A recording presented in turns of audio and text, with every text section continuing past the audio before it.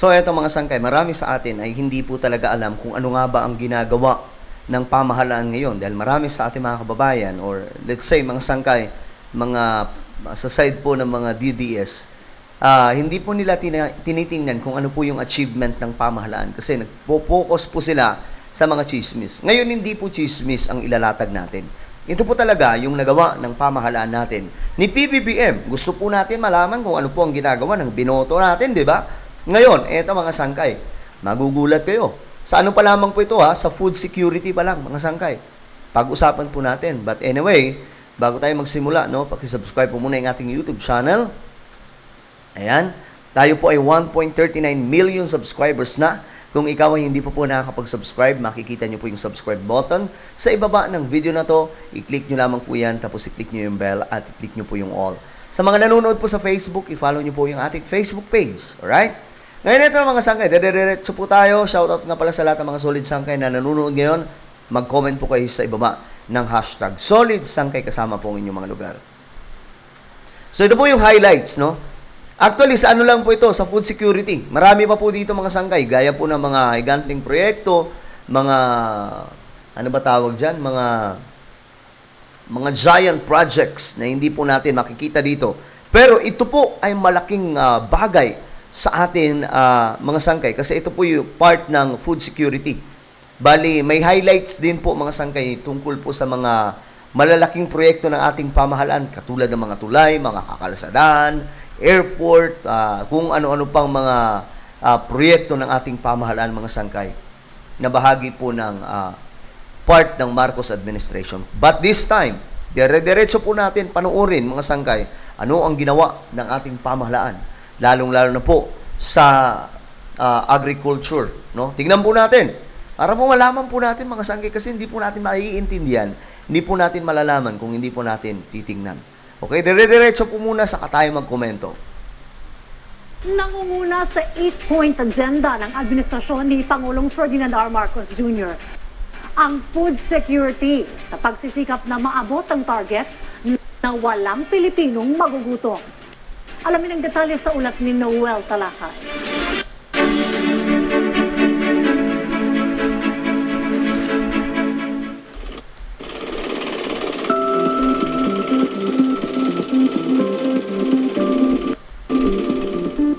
Ngayong taon, pinalakas ni Pangulong Ferdinand Marcos Jr. ang produksyon ng mga produktong agrikultura sa kabila ng iba't ibang hamon na kinaharap ng agricultural sector sa bansa. Okay, sa agricultural sector tayo mga sangkay. Dire-diretso po tayo manunood sa highlights na ito. Ilista nyo na lamang po dyan mga sangkay kung ano po yung mga achievement ng ating pamahalaan, then mag-comment po kayo sa ibaba, okay? Kaya naman, ilang programa at mga hakbang ang ipinatupad nito. Tulad na lamang ng pagpapalawig sa Rice Competitiveness Enhancement Fund o RCEF. House Bill number 10381, it shall be known as Republic Act number 12078, entitled An Act Amending Republic Act number 8178, or the Agricultural Tariffication Act as amended by Republic Act number 11203. Bago matapos ang taong ito, nilagdaan ni Pangulong Ferdinand Marcos Jr. ang inamyandahang batas na Republic Act 12078 o ang Agricultural Tariffication Act na i-extend pa sa 6 na taon ang RCEF, isang pondo para tulungan ang mga magsasaka para mapabuti ang kanilang produksyon at maging mas competitive sa kabila ng mga hamon sa globalisasyon at kalakalan. Binigyan din ni Pangulong Ferdinand Marcos Jr.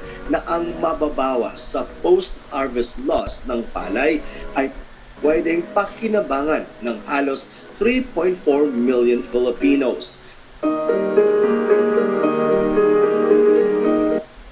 Sa ilalim ng RCEF Mechanization Program, namahagi ang Pangulo ng makinarya pang-agrikultura na nagkakahalaga ng 19 million pesos. Wow. Kung saan nasa 10 mga farmers cooperatives at association ng Nueva Ecija ang nakatanggap nito. iba't ibang Grabe. production and post-harvest machinery na nagkakalaga ng 15.5 million pesos ang naipamahagi sa siyam na farmers cooperatives at association sa lalawigan ng Antique. Grabe. Bukod dito, sinagot din ng Pangulo ang mga utang sa lupa at namahagi rin ito ng lupa sa mga Ayun. magsasaka para mas lumaki ang kita at mas marami pa ang kanilang mga ani ng mga agricultural produce.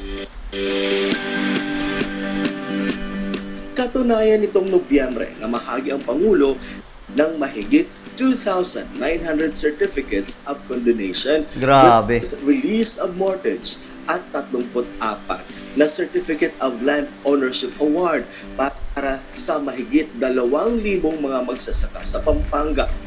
Ayon sa Pangulo, nasa 206.38 million pesos ang naisalba ng pamahalaan mula sa utang ng mga agrarian reform beneficiaries. Ayos.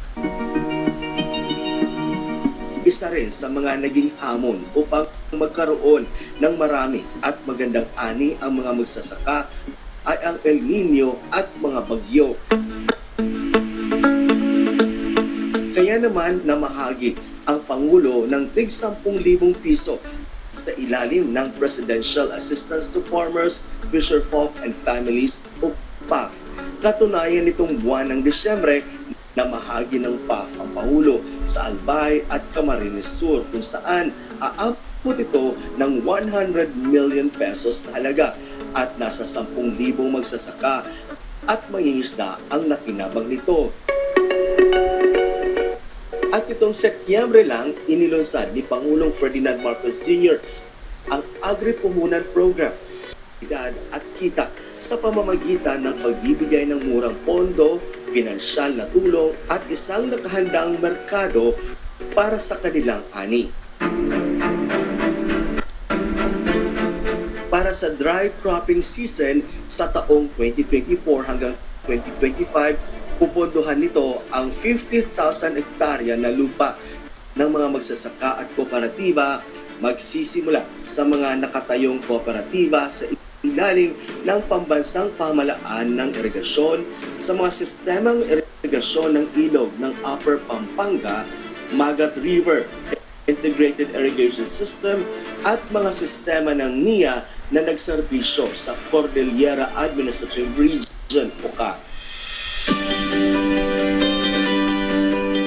Ang Administrasyong Marcos Jr. ay magpapatuloy na gumawa ng mga hakbang at programa na ikabubuti para sa mga magsasaka ng bansa upang magkaroon ng magandang ani at makasabay sa mga hamon, globalisasyon at kalakalan.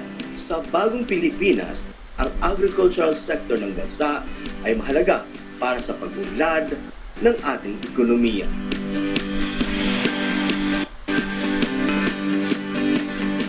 Ako, si Noel. So, ayun mga sangka, ito po yung ginagawa ni PBBM ngayon pagdating sa food security. Isa sa mga highlight dito mga sangka na nakita po natin, ito pong ipinamigay na po ni PBBM yung mga lupa sa mga magsasaka. Kasi napag-usapan na po natin yan noon mga sangkay, marami po sa mga magsasaka, yung mga lupa na kanilang sinasakahan ay hindi pa talaga totally kanilang pagmamayari. Dahil binabayaran pa po nila yan sa agrarian mga sangkay. No? Yan po yung kanilang ginagawa. Pero ngayon, ang ginawa, for the first time, no? Ilang dekada ang dumaan. After po Ferdinand E. Marcos ng kanyang tatay, maraming pangulo ang dumaan. Dumaan si Corazon Aquino, Ramos, sino pa ba? Si Erap, Gloria, Noynoy Aquino, at former President Duterte, hindi po nila nagawa yan. Only this time, Marcos administration, nangyari na yung mga lupang ito, ginawa pong libre mga sangkay sa mga magsasaka. So yan po yung magandang balita. Alam nyo mga sangkay, malaking tulong po ito sa mga magsasaka kasi hindi na po nila aalalahanin yung mga pagbabayad kasi yearly or monthly, binabayaran po yan. Hindi nyo lang po alam mga sangkay, pero akala po natin, kani-kanila na po yung mga lupa na yun. Hindi po. For the very first time, ngayon lamang po nangyari yan, na nilibre na po ni PBBM. Ibinigay po yung mga titulo ng mga lupang ito at kanila na po ito mga sangkay. Yan po yung magandang balita na dapat po natin maintindihan, na malaman ngayon mga sangkay. At higit dyan, isa sa magandang balita, nagbibigay po ng pautang ang ating gobyerno para po sa mga magsasaka. Nang sa ganun, every time na may mga calamities, mga sangkay, madali po sila makakabangon.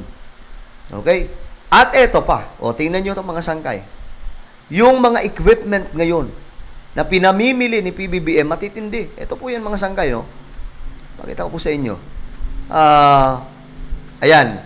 Makikita po ninyo, ito po yung mga equipment na binibili. Kasi ang gusto ni PBBM, makasabay po tayo sa teknolohiya na mayroon po ang mga ibang bansa, no, kung paano po yung technology nila sa pagsasaka. Ayan, mga sangkay, makikita nyo. Ayan. Yan po yung mga bagong technology na mayroon po sila para po makasabay tayo sa taas ng teknolohiya ngayon sa pagsasaka. At ngayon, makikita po natin dito. Yan, makikita po natin, masyado na pong umaangat yung level ng agrikultura natin. Mga sangkay, yung pagsasaka, hindi na po basta kalabaw na lang, no? Nakakasabay na po tayo kahit paano. May drone na rin po, mga sangkay. Yan po. Ayan, di ba? So, yan po yung ginagawa ng pamahalaan natin ngayon. Ito. Tingnan nyo yan. Di ba? So, yun po yung kinagandahan sa Marcos administration ngayon. Magugulat po kayo. Yung mga pagsasaka pala natin, lalo pong nagiging mas mataas yung level. No, hindi tulad noon na kalakalabaw lang. Well, mayroon pa rin naman po ngayon, mga sangkay, ginagamit pa rin mo yung kalabaw. Pero, karamihan ngayon, technology na po talaga yung nagpapatakbo sa agrikultura. At ito po yung ginagawa ni PBBM ngayon para makasabay po tayo. Okay? Kaya sa mga nagsasabi dyan na walang ginagawa yung Marcos administration, mahiya-hiya naman kayo. Alright? So, ano po ang inyong opinion sa ating napag-usapan ngayon? Ilan lamang po ito sa napakaraming highlight, no? Dito lamang po ito sa food security. Hindi pa po dito kasali yung tourism, yung mga giant projects ng ating pamahalaan. I-comment nyo po sa ibaba ang inyong mga opinion. Meron po tayong isang YouTube channel, Sangkay Revelation. Hanapin nyo po ito sa YouTube. Kapag nakita nyo na, i-click nyo po yung subscribe, i-click ang bell, at i-click nyo po yung all. So, ako na po ay magpapaalam. Mag-iingat pong lahat. God bless everyone.